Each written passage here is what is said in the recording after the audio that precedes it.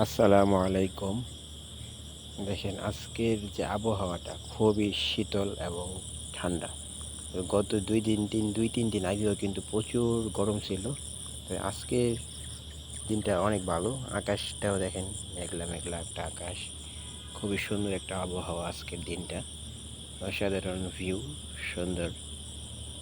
আকাশের কালার দেখছেন মানে মেঘলা, যেকোনো সময় বৃষ্টি হইতে পারে। মানে আজকের দিনটা খুবই সুন্দর একটা দিন ছিল। আজকে বৃহস্পতিবার। অসাধারণ সুন্দর একটা ভিউ।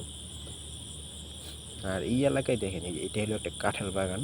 মানে এত পরিমাণ কাঁঠাল, একটা গাছেই দেখেন কত পরিমাণ কাঁঠাল হয়েছে, আরও কাঁঠাল গাছ আছে।